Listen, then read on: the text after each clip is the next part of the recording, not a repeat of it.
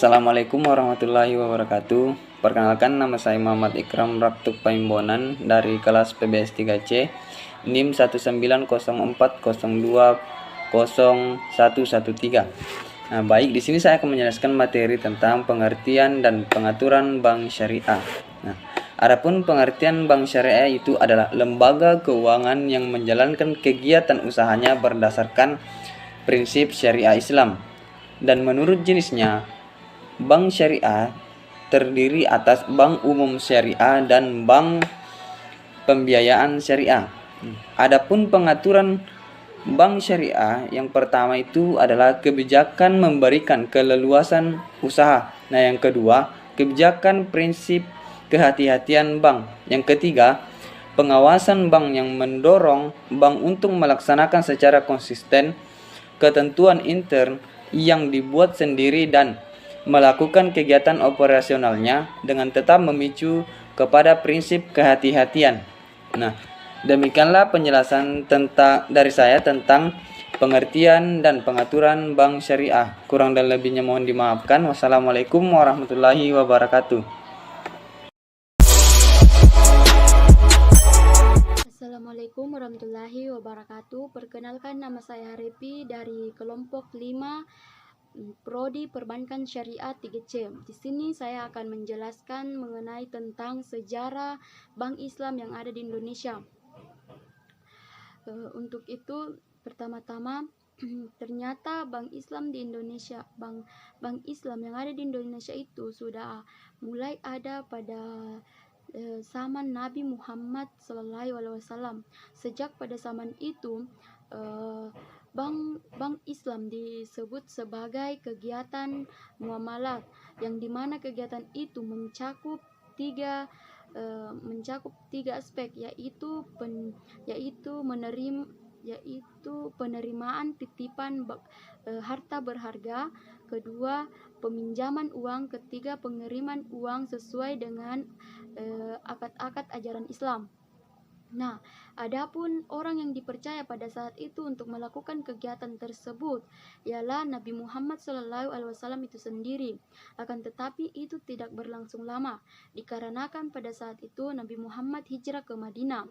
Nah, untuk itu semua hasil titipan masyarakat Mekah pada saat itu dikembalikan kembali oleh Nabi Muhammad kepada masyarakat tersebut yang sudah mempercayai Nabi pada saat itu. Tapi itu tidak dilakukan secara langsung, melainkan melalui perantara.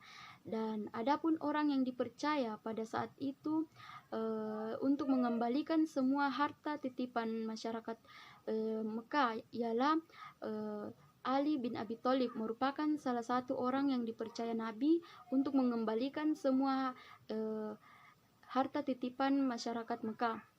Nah, dari cerita tersebut kita sudah dapat mengetahui bahwa Bank Islam itu sudah ada sejak pada zaman Nabi Muhammad SAW. Nah, selanjutnya sejarah Bank Islam yang ada di Indonesia, yang dimana ditandai dengan ketika Bank Muamalat berdiri sebagai bank syariah pertama di Indonesia. Nah, untuk itu sebenarnya Bank Islam itu pada awalnya itu memang dinamakan sebagai Bank Islam. Akan tetapi seiring berjalannya waktu, perkembangan zaman, Bank Islam itu diganti dengan sebutan nama menjadi Bank Syariah. Nah, seperti yang kita ketahui bahwa negara Indonesia adalah yang dimana mayoritas masyarakatnya itu rata-rata beragama Islam. Kebanyakan dari masyarakat Indonesia beragama Islam. Nah, dari situlah didirikannya Bank Syariah di Indonesia. Dan adapun orang yang mendirikan bank syariah atau bank Islam di Indonesia ialah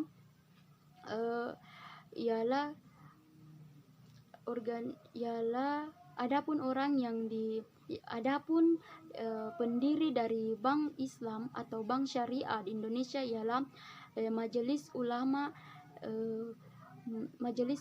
Indonesia, atau yang lebih disingkat dengan MUI, dan dan para dan dan para Ikatan Cendekiawan Muslim Indonesia atau lebih disingkat dengan ICMI,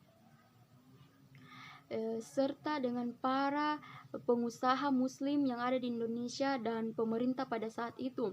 Akan tetapi Bank Islam itu mengalami stagnan yang dimana hanya fokus kepada tujuan awalnya saja, dan baru berkembang atau baru mengalami kemajuan pada saat Bank Islam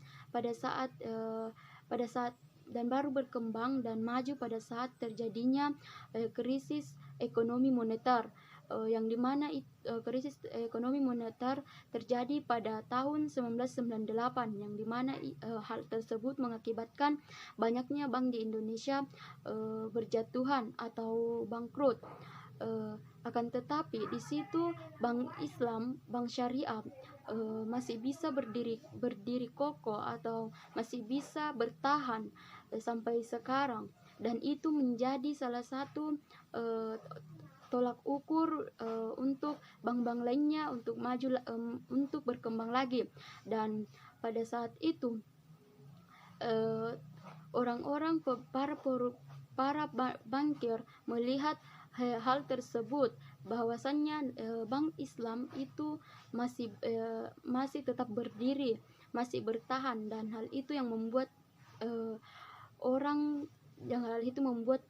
bankir pada saat itu untuk membangun kembali Bank Islam, tetapi dengan versi yang baru, yaitu Bank Islam Syariah, Bank Mandiri Syariah, yang dimana Bank Mandiri Syariah ini dilihat dari situ, ketika Bank Mandiri Syariah ini dapat berhasil untuk memajukan bank ini, maka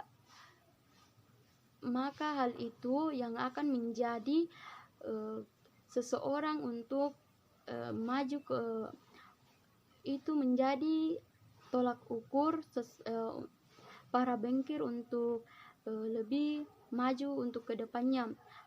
Disitulah dilihat bahwa apakah bank syariah, Bank Mandiri Syariah ini akan mempunyai masa depan yang lebih cerah. Nah, hal itu sudah dibuktikan pada saat ini. Bank Islam itu mempunyai banyak peminat. Nah, untuk itu dibukakanlah undang-undang untuk perbankan. Nah, pada saat itu sudah jelas bahwa Bank Islam itu memang betul-betul memiliki masa depan yang cerah. Untuk itu seiring berjalannya waktu, semakin banyak seperti yang kita ketahui bahwa semakin berkembangnya semakin berjalannya waktu, sudah banyak bank-bank Islam yang didirikan di Indonesia pada saat ini, seperti Bank BRI Syariah dan lain-lain. Masih banyak lagi bank-bank Islam yang lainnya. Hal itu sudah menunjukkan bahwa bank Islam itu berhasil berdiri, berhasil membuktikan bahwa sesungguhnya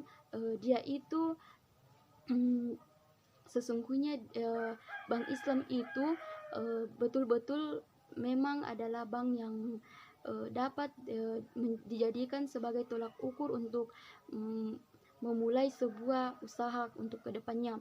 Nah, untuk itu Bank Islam di Indonesia saat ini berjalan cukup baik, dan mungkin hanya itu yang bisa saya sampaikan. Segala kekurangan dan kelebihannya mohon dimaafkan. Saya ucapkan dengan ucapan wabillahi taufiq wal hidayah. Wassalamualaikum warahmatullahi wabarakatuh.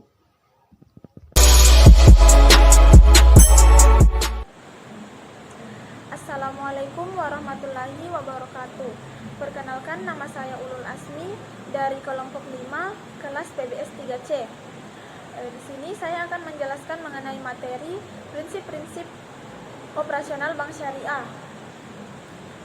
Jadi, prinsip-prinsip operasional bank syariah terdiri atas: yang pertama, prinsip mudharabah, yaitu perjanjian antara dua pihak, di mana pihak pertama sebagai pemilik dana dan pihak kedua sebagai pengelola dana untuk mengelola suatu kegiatan dengan menyepakati bagi hasil atas keuntungan yang akan diperoleh. Yang kedua, prinsip musyarakah, yaitu perjanjian antara dua pihak untuk menyertakan modal dalam suatu kegiatan dengan pembagian kerugian atau keuntungan sesuai dengan nisbah yang disepakati. Yang ketiga, prinsip wadiah. Prinsip wadiah yaitu titipan, di mana pihak pertama menitipkan barang atau dana kepada pihak kedua dengan konsekuensi titipan tersebut sewaktu-waktu dapat diambil kembali. Di sini penitip dapat dikenakan biaya penitipan. Prinsip wadiah terbagi menjadi dua. Yang pertama wadiah yad damana, yaitu penerima titipan berhak mempergunakan barang atau dana yang dititipkan tersebut. Yang kedua, wadiah amanah, yaitu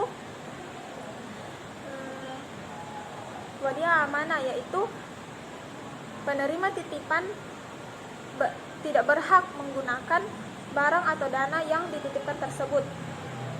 Yang keempat, prinsip jual beli. Prinsip jual beli terbagi menjadi tiga.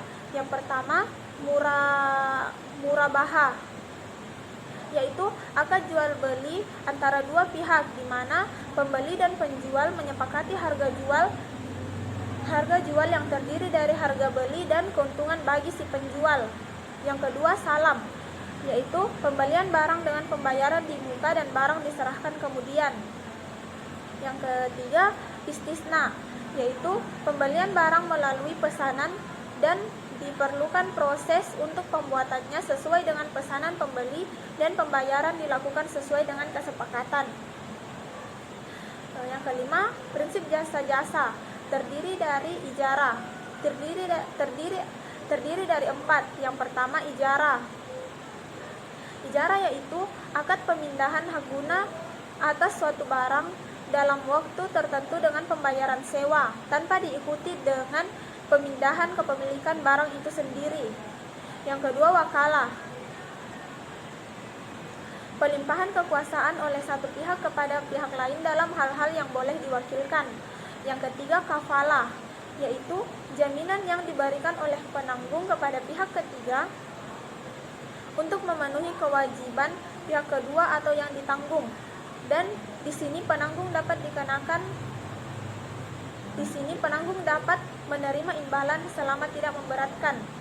Yang keempat, sarf, yaitu transaksi jual beli antar mata uang, baik itu antar mata uang sesama jenis ataupun antar mata uang berlainan jenis, dengan penyerahan berdasarkan kesepakatan harga sesuai dengan harga pasar saat pertukaran. Yang keenam, terakhir, prinsip kebajikan, yaitu penerimaan dan penyaluran dana kebajikan dalam bentuk zakat, infak, dan lainnya, serta penyaluran qardul hasan, yaitu penyaluran dana dalam bentuk pinjaman untuk tujuan menolong golongan miskin.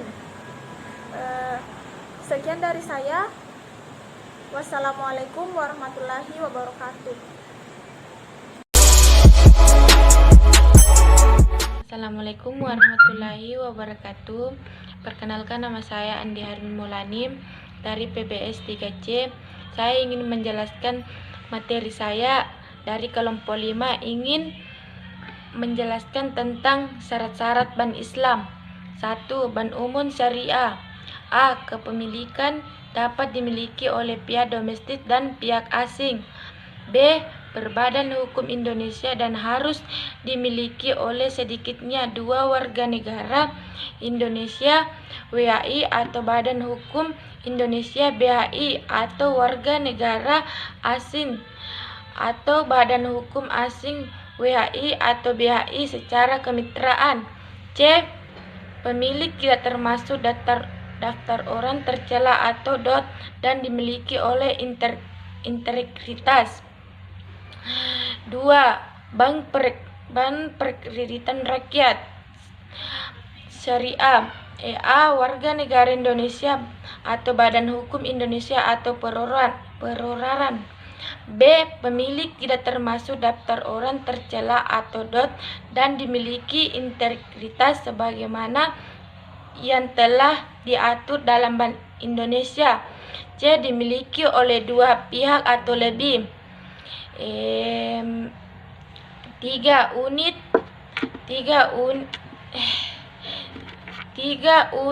usaha syariah. Menurut PBI nomor 4/1/2002, JO PBI nomor 8/3 PBI/2006. Pembukaan kantor cabang syariah pada bank umum konvensional dapat dilakukan dalam 3 cara, yaitu membuka kantor cabang baru, mengubah atau konversi kantor cabang konvensional yang ada dan meningkatkan status, dan mengubah kantor cabang pembantu konvensional menjadi cabang syariah penuh. Sekian dan terima kasih. Wabillahi taufiq wal hidayah. Assalamualaikum warahmatullahi wabarakatuh. Thank you. Assalamualaikum warahmatullahi wabarakatuh. Perkenalkan, nama saya Ummu Kalsum dari kelas PBS 3C dari kelompok 5. Di sini saya akan menjelaskan isi materi saya di poin kelima, rambu-rambu prudensial banking bagi bank Islam. Dijabarkan rambu-rambu penerapan pelaksanaan prinsip kehati-hatian prudensial banking dalam dunia perbankan yang harus dipatuhi oleh semua bank.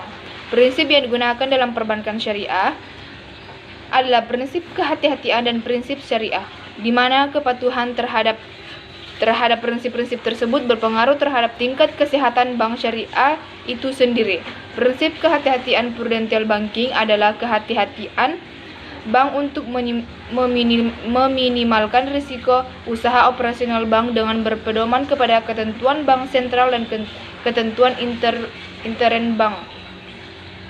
Tujuannya agar bank selalu dalam keadaan sehat, likuid, dan solvent. Diabaikannya penerapan prinsip kehati-hatian tersebut oleh bank syariah tentu akan berdampak pada kerugian dan risiko terhadap bank itu sendiri. Oleh karena itu, di dalam memberikan fasilitas pembiayaan, setiap bank harus lebih memperhatikan aspek personality yang dapat diketahui dengan menerapkan prinsip 5C, the 5 Cs of credit analysis. Pihak bank syariah sebaiknya secara aktif melaksanakan prinsip kehati-hatian prudensial banking prinsipnya untuk bank itu sendiri. Terima kasih. Wassalamualaikum warahmatullahi wabarakatuh.